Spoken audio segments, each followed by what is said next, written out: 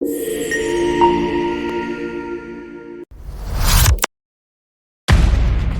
साल 4 lakh pharma graduates, लेकिन उसमें से कितनों को जॉब?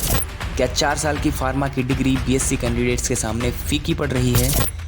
7 लाख की डिग्री पर 12,000 की जॉब? फार्मा स्टूडेंट्स बोल रहे हैं जॉब नहीं है, फार्मा कंपनीज बोल रही हैं जॉब रेडी कैंडिडेट्स नहीं है। आखिर सच क्या है? बस पास होने भर का पढ़ लेते हैं, क्या सही है? कंपनीज को एक्सपीरियंस चाहिए, लेकिन फ्रेशर को जॉब नहीं दोगे तो एक्सपीरियंस आएगा कहाँ से? ऐसे ही बहुत सारे सवालों के जवाब आज जानेंगे इस वीडियो में। लाखों रुपए, 4 साल की मेहनत, एक बी फार्म डिग्री हाथ में। सपना था बड़ी जॉब, अच्छी सैलरी और एक ब्राइट फ्यूचर का, लेकिन सच क्या है? जॉब ढूंढने में स्ट्रगल, सैलरी एक्सपेक्टेशन क्रैश और एक अनसर्टेन फ्यूचर। आखिर बी फार्म के बाद भी जॉब क्राइसिस क्यों? क्या सिस्टम खराब है या अप्रोच गलत?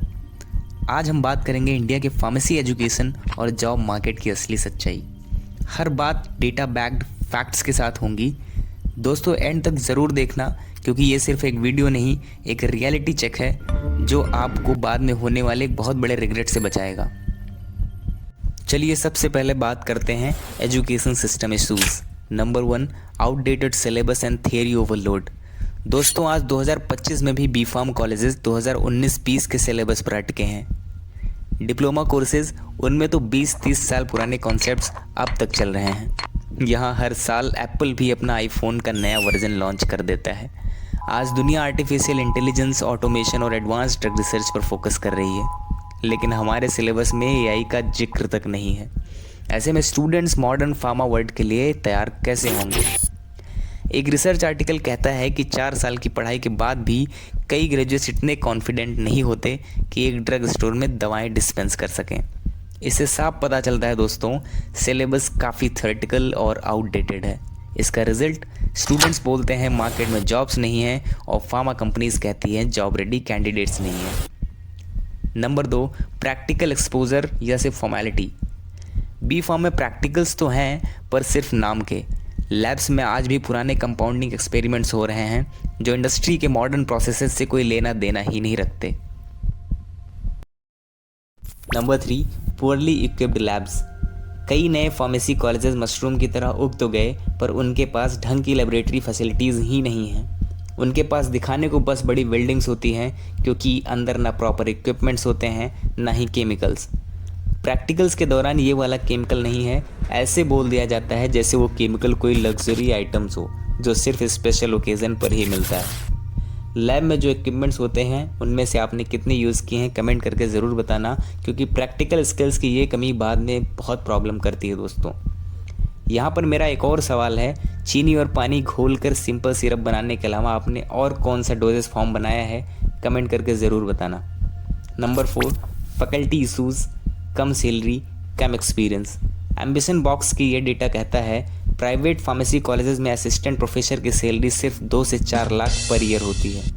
इतनी लो पे की वजह से experienced industry professionals teaching line में आना पसंद ही नहीं करते।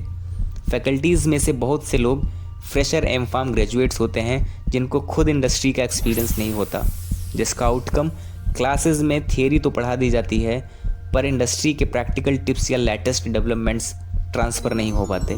फैकल्टी टर्नओवर भी हाई रहता है क्योंकि सैलरीज और ग्रोथ प्रॉस्पेक्ट्स लिमिटेड हैं। यहाँ तक तो फिर भी ठीक था दोस्तों, लेकिन लाइव मिंट का यह आर्टिकल देखिए जो कहता है फार्मेसी काउंसिल ऑफ इंडिया के नए डिजिटल पोर्टल ने रिसेंटली 45,355 डुप्लीकेट या इनवैलिड फैकल्टी प्रोफाइल्स ब्लैकलिस्ट किए।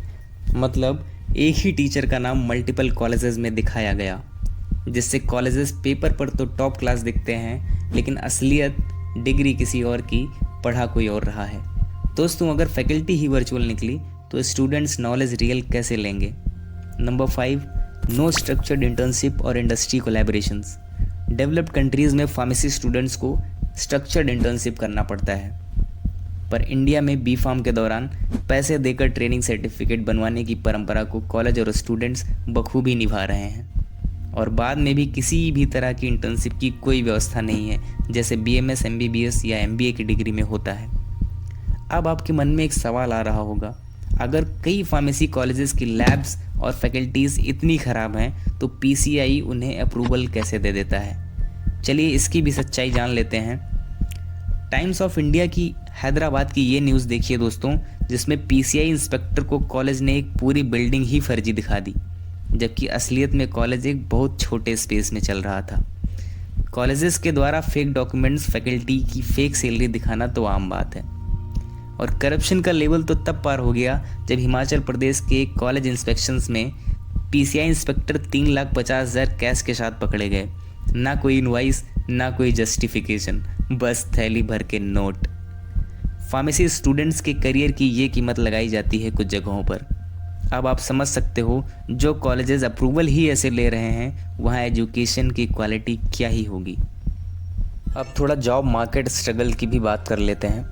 आपने किसी तरह B.Pharm की डिग्री तो ले ली, लेकिन असली स्ट्रगल अब शुरू होती है। Problem number 1, demand supply gap. Graduate ज़्यादा, जॉब कम। इंडिया में 3,850 फार्मेसी कॉलेजेस हर साल लगभग 4 लाख फार्मेसी ग्रेजुएट्स निकाल रहे हैं, पर इंडस्ट्री इनको एब्जॉर्ब नहीं कर पा रही है। 2024 के डेटा के मुताबिक एक्टिव जॉब पोस्टिंग में 27% तक की गिरावट आई। मतलब ग्रेजुएट्स की संख्या बढ़ रही है, पर अवेलेबल जॉब्स उल्टा कम हो रही हैं।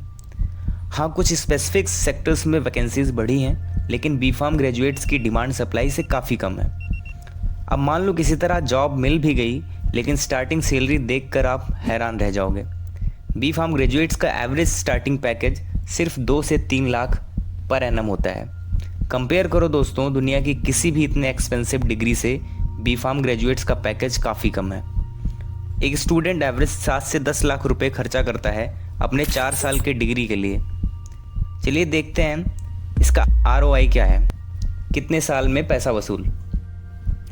टोटल एक्सपेंस यानी फीस और अदर कॉस्ट मिला के अगर 7 लाख हैं और आप एक अच्छे स्टूडेंट हैं जिसकी starting salary 3 lakh per annum है, जो थोड़ा मुश्किल है बट स्टिल, तो पहले साल में आपके पास होंगे 3 लाख रुपए। दूसरे साल इंक्रीमेंट लग के आपके पास होंगे 3,50,000 रुपये। तीसरे साल 4 लाख रुपए। टोटल 3 साल में यू विल गेट 10,50,000 रुपीज़।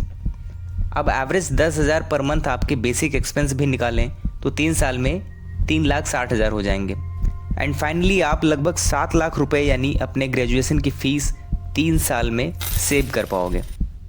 दोस्तों, दुनिया के किसी भी 7 लाख रुपए वाली डिग्री से B.Pharm ग्रेजुएट्स का पैकेज काफ़ी कम है।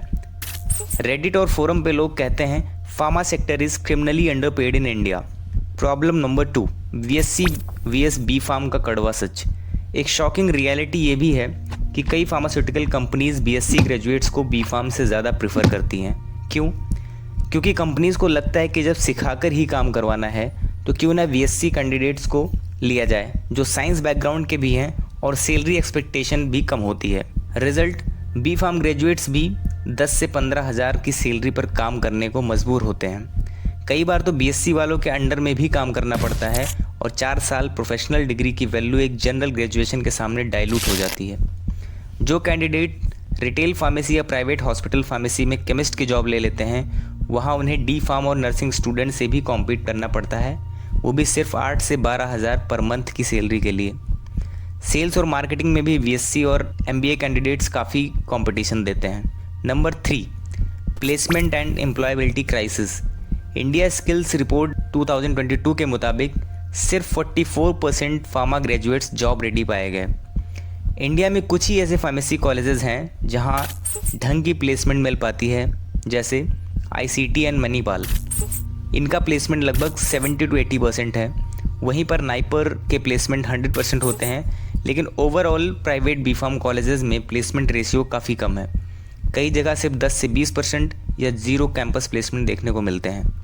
दोस्तों, इस वीडियो का मोटिव आपको डिमोटिवेट करना नहीं, बल्कि वेकअप कॉल देना है, ताकि आप डिग्री चूज़ करते वक्त या करने के बाद अपने करियर के क्रॉस रोड्स पर रियलिटी समझ के काम करो।